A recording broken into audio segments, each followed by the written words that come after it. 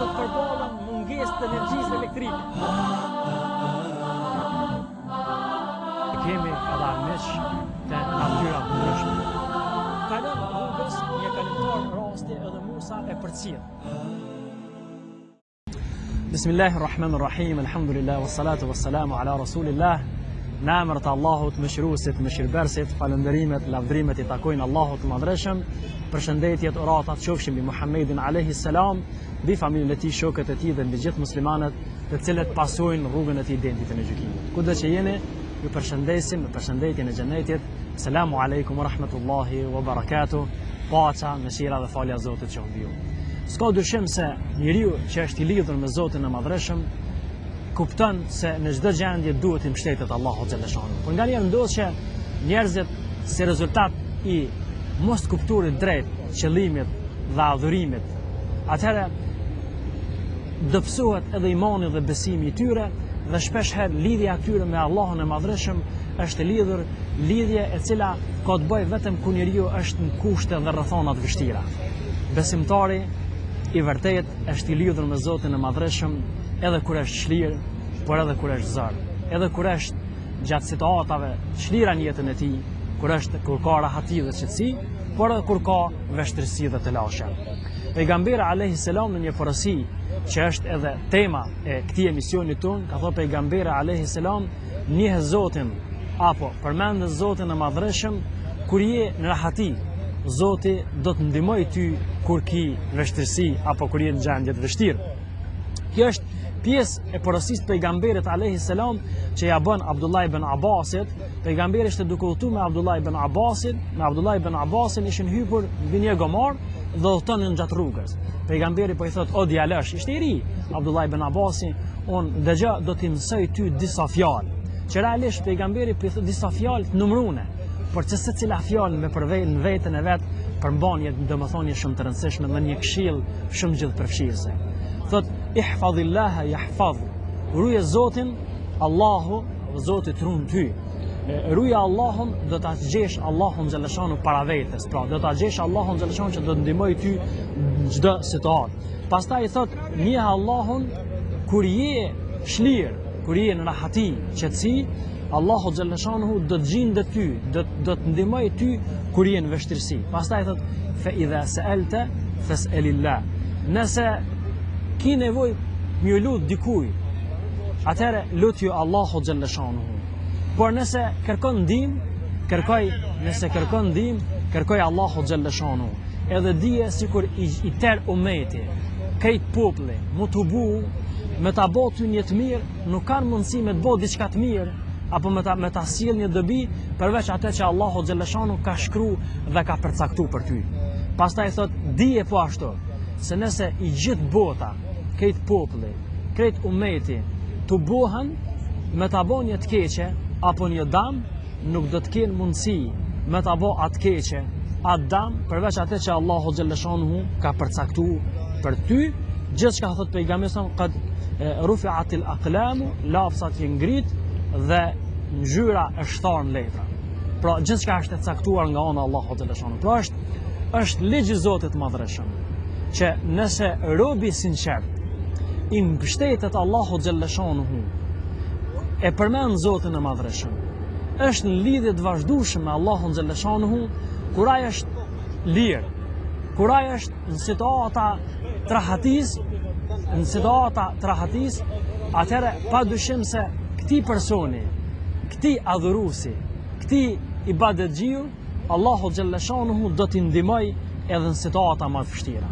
Nga Kurani i Madhreshëm, Zoti fuqiplot ka pru shumë shembuj njerëzve devotshëm, pra profetëve dhe njerëzve devotshëm, cilët e kishin kuptuar këtë ligj Zotit Madhreshëm, se nëse e përmend Zotin kur je në rahati dhe në qetësi, Allahu xhaleshanu do të gjendet, do të ndihmoj situatat më të vështira në cilat kalon jetën tonë. Shembull konkret kemi rastin e Ibrahimit alayhi salam. Allahu përmend Kur'an, në prej ajete kuranore Allahu xhaleshanu përmend Kur'an fjalën e Ibrahimit ku ka thonë: "Walladhi atma'u an yaghfira li khati'i yawm ad-din." Ka thonë: "Unë shpresoj, lakmoj që ai Allahu të ma fal gabimin ditën e gjykimit. Pra, dita e gjykimit, ashtu që dim, është dita më e vështirë për jetën e çdo njeriu. Për shkak se atë ditë njerëzit do të dalin me dhënë llogari para Allahut xhalla shanuhu dhe asnjë njeri nuk e din se çfarë përfundimi do ta ketë dhe çka e pret atë. Për këtë arsye është shumë e nevojshme që ne ta fitojmë faljen dhe mëshirën e Allahut xhalla shanuhu ditën e gjykimit. E dim që Ibrahimi alayhis salam ishte i lidhur me Zotin, por gjatë jetës së tij kaloi shumë sprova, shumë telashe, shumë probleme pa. Rastin kur pabesimtarët e hodhën Ibrahimin alayhis salam në zjarr, atëherë Ibrahimi ishte prej atyre të cilët e kishte përmend Zotin edhe më herët gjatë jetës së tij. Për këtë arsye ai ju mbështet Zotit madhreshëm dhe tha hasbunallahu wa ni'mal wakil. Me mjafton mua Allahu dhe ai është mbrojtësi dhe përkrahësi më i mirë. Kjo thonje, kjo lutje, cilën e përdori Ibrahimi, tregon kulmin e mbështetjes së tij në fuqinë e Allahut xhalla shanuhu. Njëjtën thonje e kishte thonë edhe Muhamedi alayhis salam kur ushtrit bënën koalicion për ta luftuar Muhammedin alayhis salam dhe ishin tubuar që ta mposhin ushtrinë e Muhammedit alayhis salam dhe ta ndalin misionin e pejgamberit alayhis salam. Pejgamberi alayhis salam ishte shumë i bindur se Allahu do t'i ndihmojë robit të tij, këtë rast Muhammedit alayhis salam, dhe tha hasbunallahu wa ni'mal wakil. Na mjafton neve Allahu xhalla shanuhu dhe sa mbështetës i mirë është ai. Edhe Musa alayhis salam kishte kaluar në situata të vështira. E dim historinë e tij kur ai si foshnjë ishte rritur në pallatin e faraonit, i cili ishte betuar se çdo foshnjë që lin nga Beni Israelit, unë do ta mbës për shkak se kishte parë një ëndër se dikush nga Beni Israelit do t'ja marrë pushtetin. Kur Zoti e dërgon Musa alayhis salam si pejgamber, Zoti kërkon nga Musa alayhis salam që të përballet me faraonin. Ai së bashku me Harunin shkojnë te faraoni. Natyrisht është natyrë e njeriu që të ketë frikë prej zullumit dhe padrejtësisë. Musa sikur në zemrën e tij kishte një lloj frike, atëherë Allahu i madhreshëm i tha: "La takhafa inni ma'akuma asma'u wa ara." Mos u frigoni se unë jam me juve të dyve. Dëgjoj dhe shoh. Kështu thot Allahu xhalla shanu. Pra jeni në mbrojtjen dhe përkujdesjen time. Pastaj ishte ballafaqimi tjetër në situatë shumë e vështirë e Musa alayhis salam me magjistarët. Kur Musa alayhis salam, Allahu xhalla shanu e qetësoi Musën me fjalën e tij ku i tha: "La takhaf innaka antal a'la." O Musa, mos u frigo se ti je fitimtari dhe ngadhnjysi. Pastaj Musa Allahu xhalla shanu përmend edhe momentin fjalën e Musës kur ka thonë: "Kalla inna ma'i rabbi sayahdin." Gjithsesi me mua është Zoti im i cili do të më udhëzoj mua. Pra, këto raste dhe rastet ngjashme tregojnë se nëse e kujton Zotin vështirësi kur je në rahati, kur ki gëzime, atëherë Allahu xhalla xjalaluhu do të gjindë, do të ndihmojë ty situatat më të vështira. Në rast till kemi edhe me një prej pejgamberëve të Allahut xhalla shanu, i quajtur me emrin Yunus ibn Matta, pra Yunusi alayhis salam, i cili ndryshe quhet ai i peshkut, pra cilën e gëlltiti peshku. Kur Yunusi alayhis salam ishte në deti, kishte hyp në anije dhe deti kishte filluar mu trazu. Atëherë njerëz ishte tradit në atë kohë që personi të qetësin short që dikush të hidhej në deti në mënyrë që të qetësohet deti. Yunusi alayhis salam kishte ikur prej popullit të tij i hidhruar që ata nuk i kishin besu.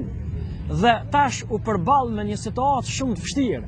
Pra e kishte marrë një rrugë pa lejen e Allahut xhalla shanu. Kishte hyp një anije dhe deti ishte trazu. Dhe ai duhet të bëhej në farforme kurban dhe sakrificë i atyre udhëtarëve që ishin në atë anije. Dhe kështu u hodh në deti. Momentet kur u hodh në deti, ai u përball në farforme në tri lloj errësira.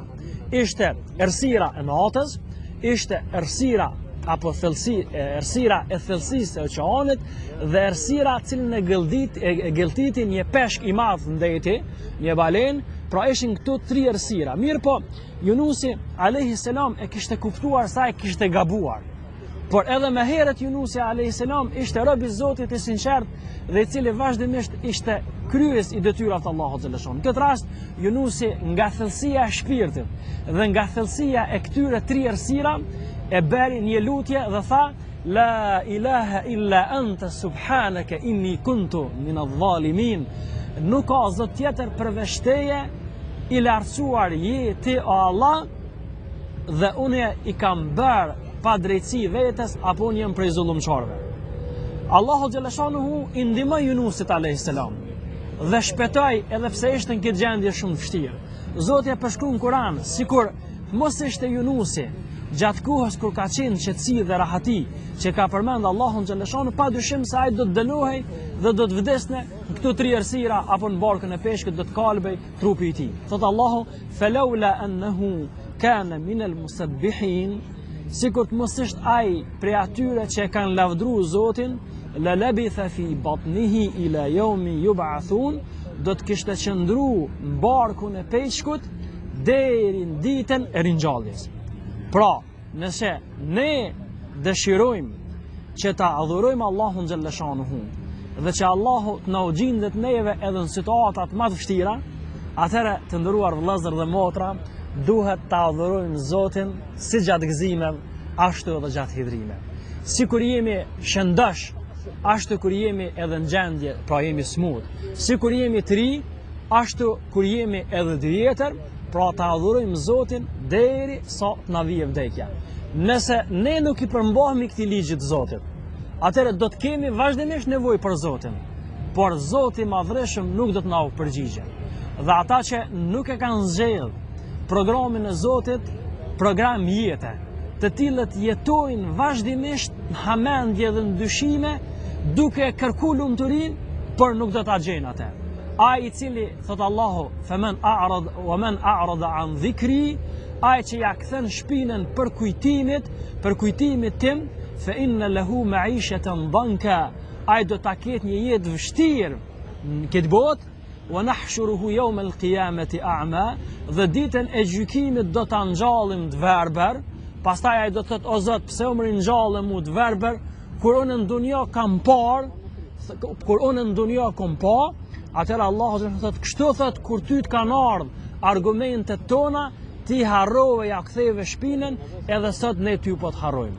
Pra, të nderuar vëllezër, ta përmendim Zotin kur jemi rahat edhe shlir, në mënyrë që Allahu xhaleshanu të na përmend neve dhe të na ndihmon neve kushtet dhe situatat më vështira. Selamu alaikum wa rahmatullahi wa barakatuh.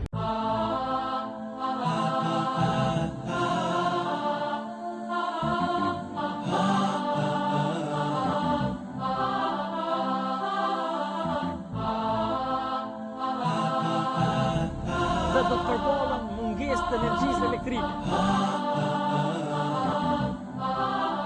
Kemi edhe armiq të natyra ndryshme. Kalon rrugës një kalimtar rasti edhe Musa e përcjell.